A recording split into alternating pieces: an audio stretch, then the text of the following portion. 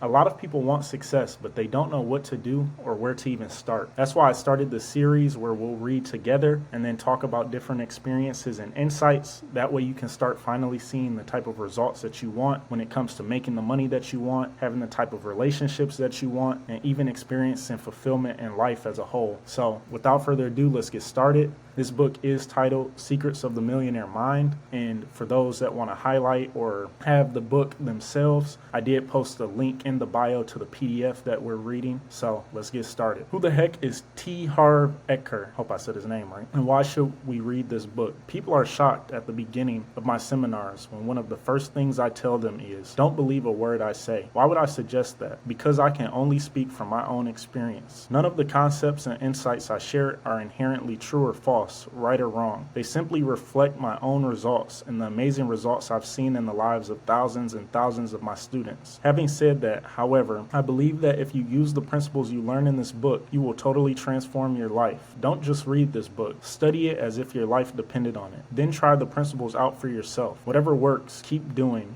Whatever doesn't, you're welcome to throw away. That is true because everything doesn't work for everybody, and depending on the results that you want or the outcome that you're seeking, you may have to variate or do different things that are different from the 100% principles that he says. So that is true, and everybody's experiences are different. There's a million ways to get to where you're trying to go. Just, depends on what's the best one for you and what you actually want to experience. So that's the only way to actually achieve it. And as far as that second to last point or whatever the case in that paragraph, a lot of people don't actually execute what they read. They just read and they get like this mental stimulation, and everything that they read goes in one ear and out the other. They get like a short-term boost, so to speak, and then they kind of just continue their life doing what they were doing before, or not really intentionally implementing what they were actually reading. So as we do read and go through this series, definitely make sure that you're taking notes. Make sure that you're engaged and actively listening, meaning not just hearing what we're saying, but actually thinking and processing to comprehend what it is that we're reading. And then from there, as you're taking notes, start to think of some ways that you can even start using this stuff in your life today. So as we go through the book, we'll just keep building and layering on everything, and then that way you can start actually seeing results. I know I may be biased, but when it comes to money, this may be the most important book you have ever read. I understand that's a bold statement, but the fact is, this book provides the missing link between your desire for success and your achievement of success. As you've probably found out by now, those are two different worlds. No doubt you've read other books, listened to tapes or CDs, gone to courses, and learned about numerous get-rich systems, be they in real estate, stocks, or business. But what happened? For most people, not much. They get a short blast of energy, and then it's back to the status quo. This is what we were just talking about. Because there are so many ways that you can achieve the same goal,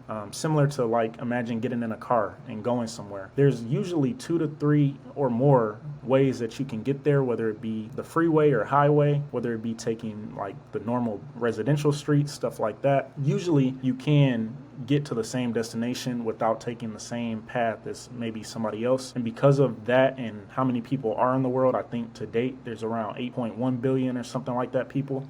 Everybody's experience and everybody's story and journey isn't exactly the same. So most people will, see the outcome and see where the person is at, aka the destination, and they'll try to, get the journey that they have, whether, it be learning about that through a course or whatever the case may be. And, it doesn't really lead anywhere because either the person is just regurgitating information that they've heard, they haven't actually experienced what they're trying to teach you, or, it's hard for you to implement and execute. So in that manner, you don't see any, results either. And as far as that goes, because I know he said the link between your desire for success and your achievement of success, a lot of people want to win, but very few people actually do. And that's just a reality that, you have to come to terms with. And so what we're focused on is making sure that we're the type of people that not only want to win, but do succeed at winning in whatever, arena or level of life or standard that, you are actually trying to get to. So that is true. Finally, there's an answer. It's simple, it's laws, and you're not going to circumvent it. It comes down to this. If your subconscious financial blueprint is not set for success, nothing you learn, nothing you know, and nothing you do will make much of a difference. In the pages of this book, we will demystify for you why some people are destined to be rich and others are destined for a life of struggle.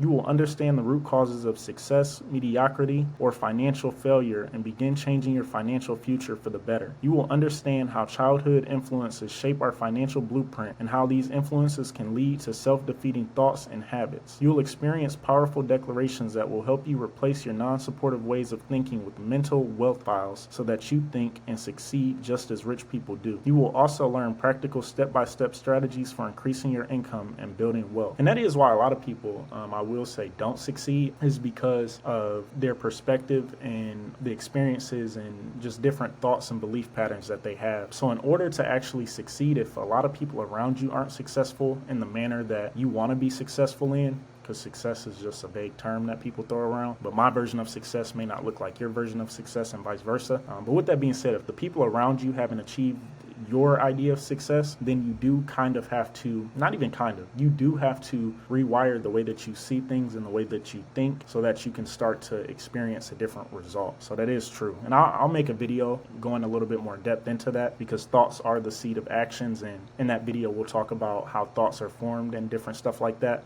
But for now, I just wanted to, make that point. In part 1 of this book, we will explain how each of us is conditioned to think and act when it comes to money, and outline 4 key strategies for revising our mental money blueprint. In part 2, we examine the differences between how rich, middle class, and poor people think, and provide 17 attitudes and actions to take that will lead to permanent changes in your financial life. Throughout the book, we also share just a few examples of the thousands of letters and emails I've received from students who have attended the Millionaire Mind intensive seminar and achieved powerful results in their lives. So what is my experience? Where am I coming from? Was I always successful? I wish. Like many of you, I supposedly had a lot of potential, but little to show for it. I read all the books, listened to all the tapes, and went to all the seminars. I really, really, really wanted to be successful. I don't know whether it was for the money, the freedom, the sense of achievement, or just to prove I was good enough in my parents' eyes, but I was almost obsessed with becoming a success. During my 20s, I started several different businesses, each with the dream of making my fortune, but my results went from dismal to worse. I worked my butt off, but kept coming up short. I had Loch Ness Monster disease. I had heard of this thing called profit. I just never saw any of it. I kept thinking, if I just get into the right business, get on the right horse, I'll make it. But I was wrong. Nothing was working, at least for me. And it was the last part of that sentence that finally struck me. How come others were succeeding in the exact same business I was in, and I was still broke? What happened to Mr. Potential? So I began doing some serious soul searching. I examined my true beliefs and saw that even though I said I really wanted to be rich,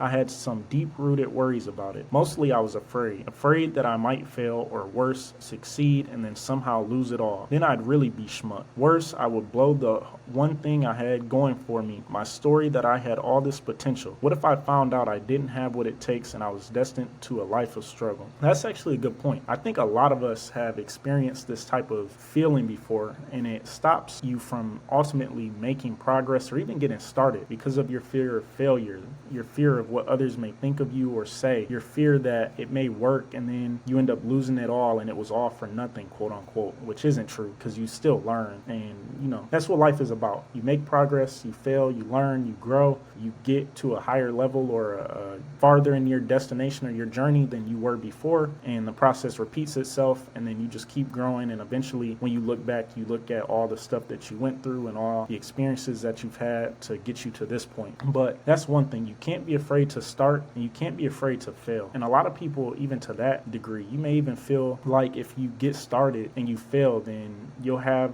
this feeling that the way that you thought about yourself and how capable you thought you were is now not true anymore because you failed. And it's like, oh, I thought I could do this, but I tried and I failed. You have to get over that. The people that succeed the most fail the most. And I'll make a separate video on that as well, but let's keep reading. Then, as luck would have it, I got some advice from an extremely rich friend of my father's. He was at my parents' house playing cards with the boys and in passing noticed me. This was the first time I'd moved back home, and I was living in the lower level suite, otherwise known as the basement. I suppose my dad had complained to him of my woeful existence because when he saw me, he had the sympathy in his eyes usually reserved for the bereaved at a funeral. He said, "Harv, I started in the same way as you, a complete disaster. Great, I thought. This was making me feel a lot better. I should let him know that I was busy, watching the paint peel off the wall. He kept going. But then I got some advice that changed my life, and I'd like to pass it on to you. Oh no, here comes the father-son lecture, and he's not even my father. Finally, he came out with it. Harv, if you're not doing as well as you'd like, all that means is there's something you don't know. That is true. Usually, it's not that you're not capable, but if we're not where we want to be at, then usually it's something that you have yet to learn. And so that's where the failure comes from, is because you have to learn what not to do and what to do so that you can make farther progress in your destination. So that is true. Being a brash young man at the time, I thought I knew pretty well everything, but alas, my bank account said something different. So I finally began to listen. He continued, "Did you know that most rich people think in very similar ways?" I said, "No. I never really considered that." To which he replied, "It's not an exact science, but for the most part, rich people think a certain way, and poor people think a completely different way. And those ways of thinking determine their actions, and therefore determine their results." He went on, "If you thought the way rich people do, and did what rich people do you believe you could become rich too?" I remember answering with all the confidence of a mushball, "I think so." Then he replied, "All you have to do is copy how rich people think." Being the skeptic I was at the time, I said, "So what are you thinking right now?" To which he replied, "I'm thinking that rich people keep their commitments, and mine is to your dad right now. The guys are waiting for me. See ya." Although he walked out, what he said sank in. Nothing else was working in my life, so I figured what the heck, and threw myself wholeheartedly into studying rich people and how they think. I learned everything I could about the inner workings of the mind, but concentrated primarily on the psychology of money and success. I discovered that it was true. Rich people really do think differently from poor and even middle-class people. Eventually, I became aware of how my own thoughts were holding me back from wealth. More important, I learned several powerful techniques and strategies to actually recondition my mind so that I would think in the same ways rich people do. This is a life principle, so even though he's talking about money right now, this goes to every area of life. If you're not where you want to be, more than likely, again, you do have some type of thought or perception that is holding you back, and so you have to change the way that you think about it in order to experience a different result. Finally, I said, enough yakking about it. Let's put it to the test. I decided to attempt yet another business. Because I was really into health and exercise, I opened one of the first retail fitness stores in North America. I didn't have any money, so I had to borrow $2,000 on my Visa card to get the business started. I began using what I learned by modeling rich people, both in terms of their business strategies and their thinking strategies. The first thing I did was commit to my success and playing to win. I swore I would focus and not even consider leaving this business until I was a millionaire or more. This was radically different from my previous efforts, where because I always thought short term, I would constantly get sidetracked by either good opportunities or when things got tough. That's important too. You have to remember your why. So whatever it is for the reason why you want to do what you want to do, you have to make sure that that why is so deeply connected to your success that there's no other outcome that you possibly see besides reaching that destination. So with that, remember that and stop thinking so short term or short sighted. Even if it's a business idea that you want to do or some type of business you want to start, stop jumping from idea to idea. A lot of people want to trade, then they see this working and so they try drop shipping or e-com, and then they see this working and so they do that, and the list goes on. Whatever it is that you want to do, stick to that and learn everything about that until either you succeed or you're just so hard stopped that there's no better option besides changing. And a lot of people don't even reach that. So with that being said, stick to what you want to do. Think long term. It's not always about initial money or initial whatever. A lot of people burn relationships that way. And, overall, thinking short-sighted doesn't get you anywhere. It does more harm than it does good. So that was a good point. I'll start back from that sentence. So this was radically different from my previous efforts where, because I always thought short term, I would constantly get sidetracked by either good opportunities or when things got tough. I also began challenging my mental approach whenever I began thinking in financially negative or counterproductive ways. In the past, I believed that what my mind said was true. I learned that in many ways, my mind was my greatest obstacle to success. I chose not to entertain thoughts that did not empower me toward my vision of wealth. I used every one of the principles you are going to learn in this book. Did it work? Boy, did it work. That's important. Again, thoughts are the seed of action, and as a man thinketh, so is he. So whatever you believe or whatever you just overly consume and overly focus on, you will end up becoming that. If you think you're the smartest person to live, that is your self-identity, and you will begin to act in the manner of which proves your self-identity. Vice versa, if you have a negative thought process or thought pattern towards yourself, if you think you're stupid or incapable or whatever the case may be, then you're going to operate that way, and then as you start to get results from your actions, it will just be a negative feedback loop of you reaffirming whatever it was that you thought originally, when really the way that you think is directly correlated to the results that you want. So keep that in mind. Think positively, and the more that you think better or more positively, your actions will correlate, and then vice versa. For example, just to leave you with this before we start reading again, let's say that I want to have better relationships with women or better relationships as a whole. If I think that I'm shy and I think that I'm a bad communicator, then when I get around people to communicate, I will naturally be nervous. I will be more reserved, and people will sense that. And so then, because I'm shy, quote unquote, and I'm not a good communicator and I'm not communicating or even putting myself out there to get to know people, then people naturally won't connect with me. And then when I don't form the relationships that I want, then I'll go back and be like, see, I knew I was shy. I'm not a good communicator. That's why people don't want to blah, blah, blah, blah, blah. Or if I went out there, even if I wasn't a good communicator, but I thought I was, and, I talked to people, even if the conversations didn't go exactly perfectly, then eventually, because I'm having so many conversations and putting myself out there, others will connect to me more. And then because I'm having conversations, I will get better just from the amount of volume from talking to people. And then eventually I will start getting better results. And then that'll reaffirm that loop process of, I knew I was a great communicator. I knew people were attracted to me, et cetera, et cetera. So it's better to have a positive way of thinking than it is negative. The business was so successful that I opened 10 stores in only 2.5 years. I then sold half the company shares to a Fortune 500 company for $1.6 million. After that, I moved to sunny San Diego. I took a couple of years off to refine my strategies and began doing one-on-one business consulting. I presume it was quite effective for people because they kept bringing friends, partners, and associates to our sessions. Soon I was coaching 10 and sometimes 20 people at a time. One of my clients suggested that I might as well open up a school. I thought that was a great idea, so I did. I founded the Street Smart Business School and taught thousands of people all across North America street smart business strategies for high-speed success. As I traveled across the continent giving my seminars, I noticed something strange. You could have two people sitting side by side in exactly the same room, learning exactly the same principles and strategies. One person would take these tools and skyrocket to success, but what do you think might happen to the person sitting right next to him or her? The answer is not much. That's when it became obvious that you can have the greatest tools in the world, but if you've got a tiny leak in your toolbox, I'm pointing to my head right now, you've got a problem. So I designed a program called the Millionaire Mind Intensive based on the inner game of money and success. Again, what he's talking about right now, it all comes down to mindset and the way that you think. When I combined the inner game, the toolbox with the outer game, the tools, virtually everybody's results went through the roof. So that's what you're going to learn in this book. How to master the inner game of money to win the game of money. How to think rich to get rich. People often ask me whether my success was a one-shot deal or whether it has continued. Let me put it this way.